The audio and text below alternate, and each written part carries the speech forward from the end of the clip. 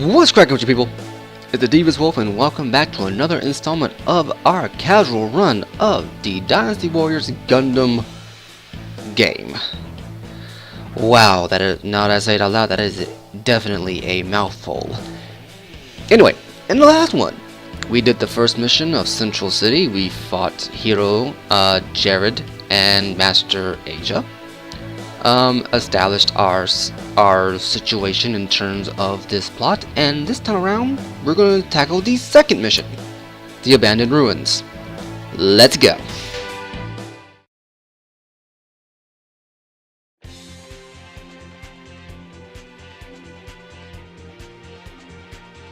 The power to make anything possible.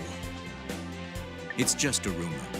Apparently, the one who conquers this planet will gain the power to make anything possible. But the inhabitants of the planet do nothing but fight. Perhaps our search to explain the conflict will help decipher the mystery. Looking for answers in battle? That's just like you. But I'm not about to believe a rumor like that. I understand. But remember, most rumors have a kernel of truth. You know this planet is on a collision course with Earth, Amuro. You can't dismiss the rumor as completely useless information. I know that I'd rather be fighting with you than against you. Hiro, is that okay with you? Yes. It shouldn't interfere with my mission parameters. But what can we expect to find in a barren wasteland like this, Lieutenant Quattro? This was once the location of an ancient city. It would be as good a place as any to hide a mobile suit. So the enemy may be hiding here? If they are, then they take priority. We must carry out our mission quickly. Hey, you plan on going in alone? Wait! I'll go. Shar, you take care of the Audumla. Very well. It looks like you're in charge this time, Amuro. I don't mind. You'd rather be a pilot, right? Yes, I would. And there we go. As you can see, throughout the course of this original mode, you will be gaining members of your team for whichever character faction you are playing as at the time. Now, for instance, if you remember the last one, we fought Hero. Now Hero's on our side,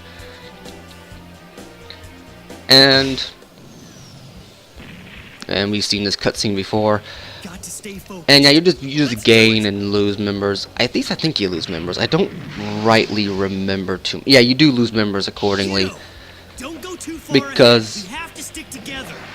This I cheekily joked at the on the first episode. You know, this is the playable alternate universe fanfic, and in a lot of ways it is. But it's honestly a very well written story, and it's one of the reasons why I try my best not to really poke fun at it too much. Mostly because A, there are people out there who do a better job than I do, B, the jokes write themselves, and C, sometimes a fan work or a work done by a fan can be really good. And this one kind of shows. For instance, in this kind of this kind of awkward transition. Oh yeah, that's right. You gotta do this real quick. We will get to you in a second, sir. Oh, it's on the camera. You just hit the block button, which is your left trigger. At any rate, getting off the story a little bit, I actually want to bring up something about this game that I really do enjoy, and I'm kind of sad they got rid of, but at the same time improved upon in later games, and that would be the art style for the game. If you actually pay close attention to the designs of the mobile suits, like I mentioned earlier, how I liked how they essentially take the character portraits and make it look like the original art style pre-2000s, where it was very much still hand-drawn. Everything was very meticulous in how it was designed, and excuse me, and each frame animation was very much unique, with some reused animation here and there. I'm not gonna act like they didn't do that inside this series, but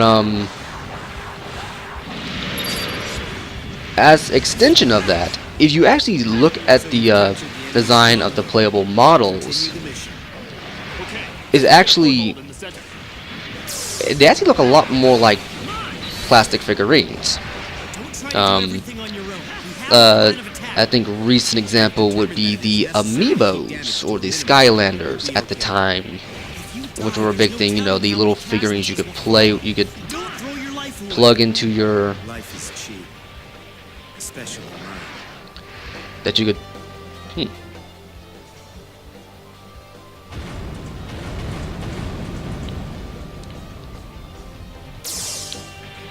Okay, so that wasn't particularly important. I thought that was. It's really. It's weird to figure out if it's actually important to.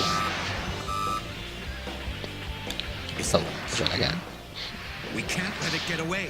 Oh, that's right. I have to keep moving here. It's hard to figure out which scenes are important, which scenes are not. But if you look at the, Thanks, Sherlock. if you actually look at the models, they look like actual figurines, like toy figurines. The only other thing I could think, other game I think that kind of mirrors this a similar gimmick is Super Smash Bros. Because if you actually look at the opening cinematics of Super Smash Bros, they pretty much make it. They pretty much make no attempt to hide that you're essentially playing with models, or that they are actually dolls or whatnot that just come to life and start fighting randomly. And as a result, it gives the world a very toy-like aesthetic. But for the life of me, it makes the graphics age much better. Because this is a 2007, 2008 game, and it still looks very good to me. And that's quite frankly amazing, all things considered, especially in an age where we place a high emphasis on the amount of detail on amount of polygons or pixels, the polygons or pixels that are just forced into any one section of into any one game. You know, like 4K, 2K. And that's not to knock that. That's not to knock it. But it does very much it does very much date games a lot. And that I have found. It makes them look old fast.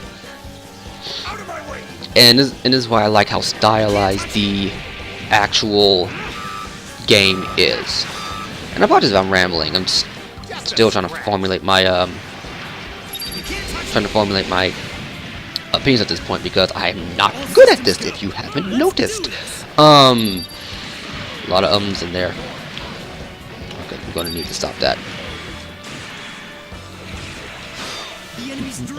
But the art style has actually changed. In my opinion, the worst looking of the Dynasty Warriors Gundam franchise is Dynasty Warriors Gundam 2. That's just me. Because with this game, they make everything look like models. Like, even the sets you fight in look like model sets that... It looks like model sets are like... You know how you take your toys out in the backyard sometimes, and maybe a sandbox or just a forest kind of area? That's what it kind of looks like. But... And as a result, everything seems kind of closer. Like is a very up close perspective of the game. Dynasty Warriors Gundam 2, they pull the camera back a bit, which I do appreciate to some degree. but ultimately it didn't seem like it needed to be done. You know, it's like they could have kept this camera, and there wouldn't have been any problems. I don't think anyone would have cared. It'll take more than that. I'm getting my butt handed to me here. Now that's where Gundam 3. They push the camera in a little bit more, and it's by no means an improvement, but for the life of me, I prefer it. And another thing they bring back, which they got rid of in Dynasty Warriors 2, and this is kind of why I didn't like the pulled out camera up 2, is that because of how up close everything is, everything seems bigger. Like, the mobile suits seem bigger, the environments they're in seem more expansive and are better put to scale. I'm not letting you hog all the glory. And better put to scale. In the second game, because they draw it back some, there's a sense of scale there, but it loses a sense of exploration for the life of me. They're popping up all over the place. We'll have to cut them down one by one. Roger that. Let's play some whack-a-mole. Which, take it or leave it, you know. I mean, the games definitely get much faster and a lot more fun, more expansive in many cases in terms of combos. But the environments just kind of lose a little bit of detail, you know. Like, there aren't as many of these hills, aren't many of these going up and down a lot of More where that came from. not as much diverse, not as dynamic topography. Oh, yeah, you can tell I have not taken a geography class in a long time. Not as dynamic of I'm just gonna stop trying to say that word because I'm just not gonna be able to say that word. I don't know why. I'm just not gonna say that word. But less dynamic maps. Let's just go with that. Just less dynamic maps in general. Reinforcements came through. But That means the enemy Eh. HQ must be close. you know, that makes the first game unique, and main reason why I just kind of drew to it. It just felt like I was in an environment that moved as I moved, changed as I changed, and while it wasn't as interactive, like some of the environments here are very much All interactive. systems go. Let's do this. There isn't much reason to try to find them. You know, like you can get by just fine and never know that you can break some stuff in the environment. And I don't mean cosmetic stuff like small buildings get crushed or you knock over the occasional water tower. Like one of the later maps, I forget which one, I think it is an ice map. You shoot a glacier and the whole thing blows up. Like a glacier that's like 3 times the size of your character. You shoot it and it just blows up. Like it blows up, falls down, and crumbles. Doesn't turn to water though, but it's just something that's nice to know. It's like, hey, you can destroy the environment in limited sections. It's limited, but it's nice. I don't know if other Dynasty Warriors games do that. Cause like I said, I've only ever played Dynasty Warriors Gundam and Warriors Orochi 3. I don't mean the 3 Warriors Orochi games, I mean legitimately just Warriors Orochi 3. Maybe wondering why that is. Well, I'm a pretty big Dead or Alive fan, and I love Ninja Gaiden, and the fact that Ryu Hayabusa and Ayane from Ninja Gaiden and Dead or Alive respectively were in there really went a long way and convinced me to get the game. It's a fun game too. I think, and I feel pretty safe in making the assumption that most Dynasty Warriors games are fun. It's just, you know,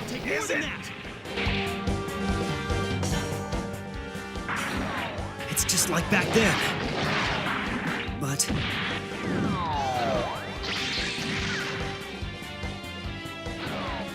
you idiot! Nice try.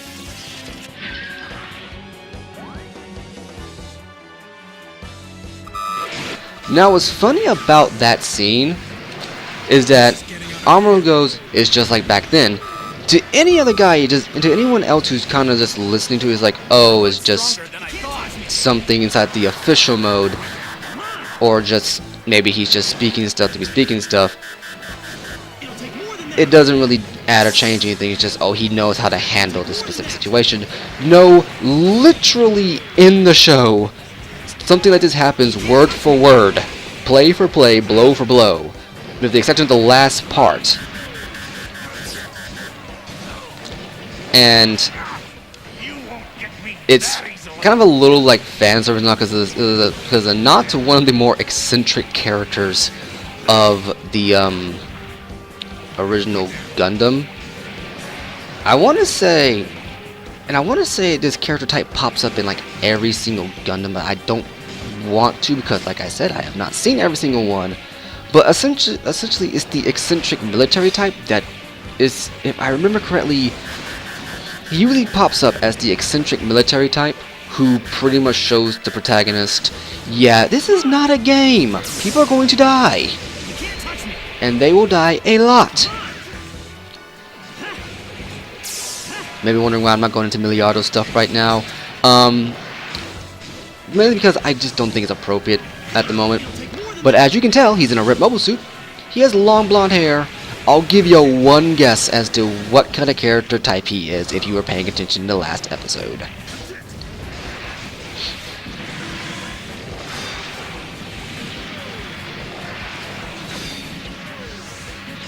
You can't touch me. Okay. Man, I forgot how long some of these fights can go on for in the original. And I want to say just because of the lack of moves. Well, that's not that big a deal. You can go back and forth and save the characters in that are in danger. Some of them are mission specific, so you might want to keep an eye on that, like check the mission parameters when you first start up the mission. Some are not, so you can get away with like letting them fall in battle.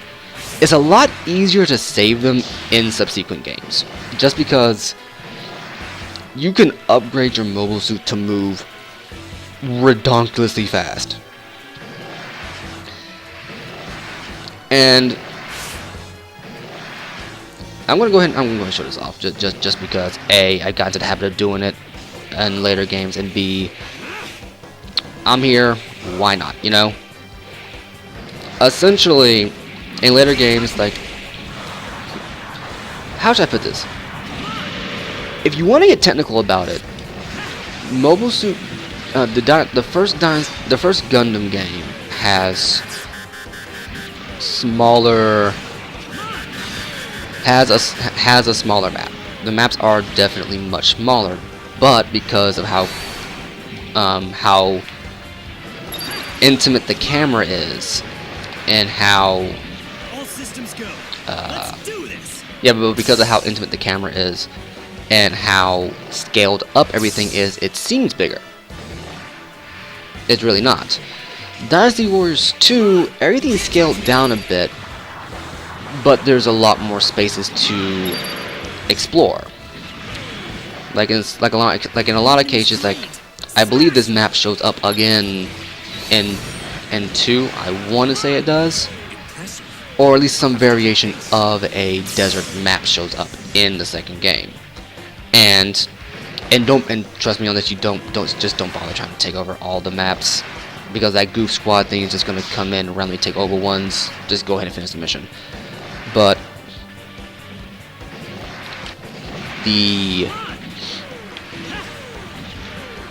what was I talking about again? No, this happens a lot. Like, I'm running my mouth and I just completely forget what it is I'm talking about.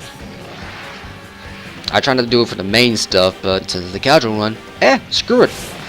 But yeah, talking about the second game. Yeah, the second game's maps are, there are more spaces to conquer. They have a lot more fields to control and that kind of thing.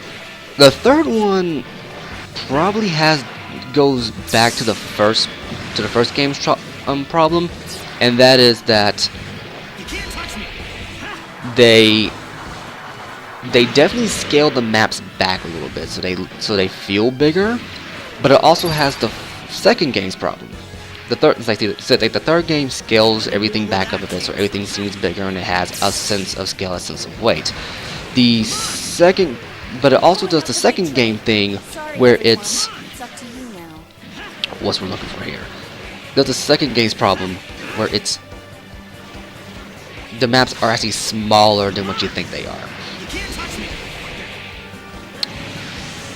On the upside to that, like the trade-off is you get so the maps change size and shape, and if you don't really care about that, it's honestly insignificant. I bring it up just because it's something I just want to bring up. But if you want to get I'm out of here. but you want to see look on the positives, they bring in new characters all the time. They bring in new characters, new mobile suits. It's just a riot. And if you get more and more into the Gundam fandom, you will note a lot more. You will catch a lot more characters, and there's a lot more characters to play with that you like. For this game, it's just the main protagonist. It's too strong. But that's about where it's coming from.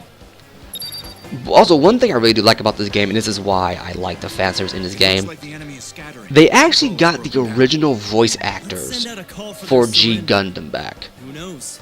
They might listen. And you're wondering why that's a big deal inside this game? Like, sure, of course they did that. In the second and third game, and I don't want to say anything about this just yet, but they changed the voice actor for Master Asia. Like, he has a high-pitched voice.